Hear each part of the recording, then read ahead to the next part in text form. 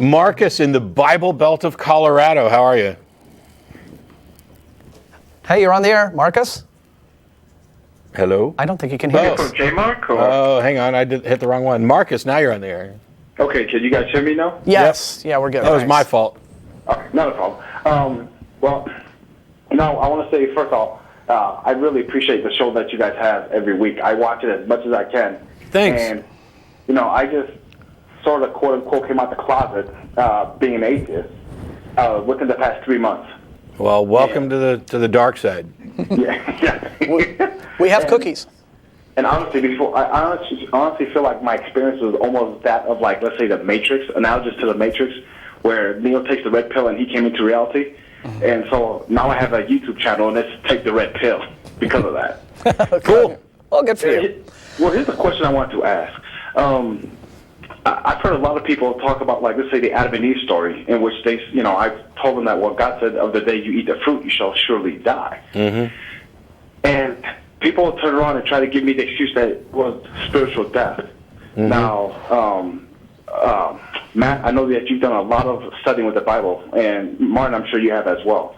And I personally have studied the Bible, and I have never come across any verses or reference that would suggest it was spiritual death. And I just was wondering, what is your take on that?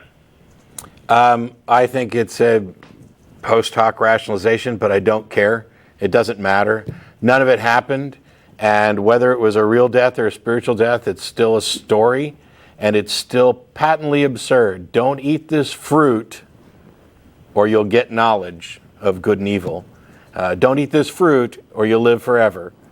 If you eat this fruit, on the day you eat it, you'll surely die. Up until recently, that's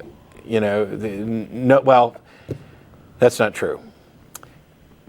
It doesn't matter to me how they want to interpret it. It doesn't change how absurd it is.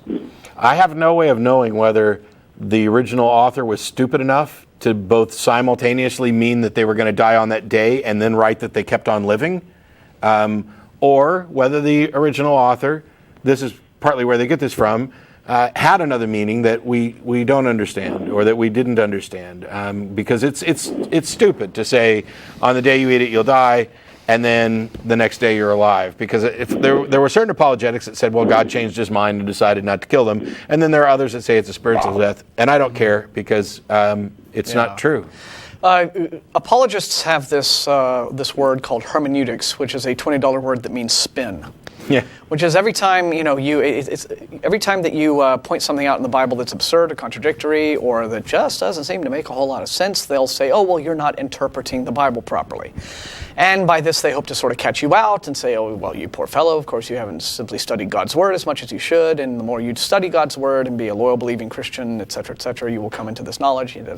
Right.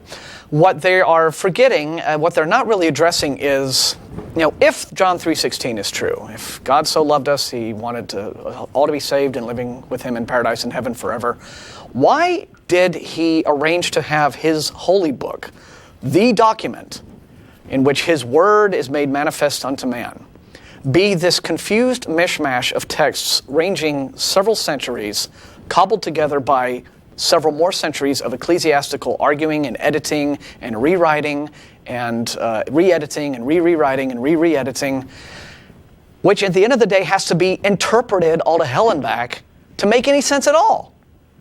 Why would an all-powerful being need this book that requires wild interpretation to be understood? I think the appeal to the Bible is probably one of the biggest demonstrations that the Christian God does not and could not exist, because they give him credit for a particular wisdom and sagacity that is betrayed by not only the character in the Bible, but the fact that the Bible exists at all. The fact that a being of that much intelligence would choose to convey the most important message in a medium like text in ancient languages, or in languages that he knows are going to die off and be difficult interpreting.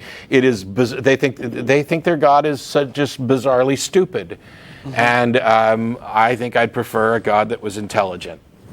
Yeah, I definitely agree. Hey, could I ask you one other quick question? Sure. Okay, we're trying to get something set up almost like the way you guys do over there in the ACA, because we think it's awesome. And what would you suggest, like I go research on my first step into implementing that? To get a group or the TV show or what? Well, I'm sorry, TV show.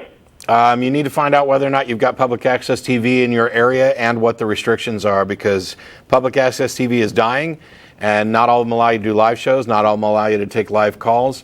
But you don't even need it anymore, because nowadays we have we have Google. I'm sorry, That's all right.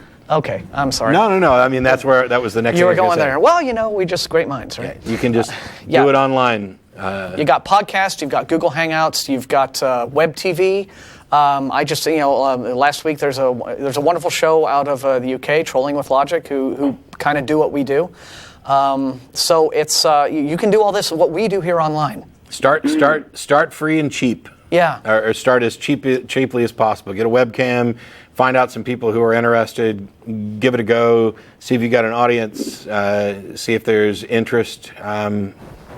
And if you just want to meet and hook up with other atheists in your area too, the way to just start that is through meetups and social hangouts. Trust me, I started that already. Oh, good, yeah. Okay. We're spreading pretty fast. Yeah. Well, yeah, there's already. I was just up in Denver not too long ago. There's a pretty good atheist community in Colorado Springs, and I find that that's the case everywhere. The more deeply inside of the Bible Belt and its buckles and studs that you get, right, the more atheist and the more vocal the atheist groups are. Yeah. All right. Cool. Thanks for calling, Marcus. I really appreciate you. Yeah, we really appreciate the call. All right.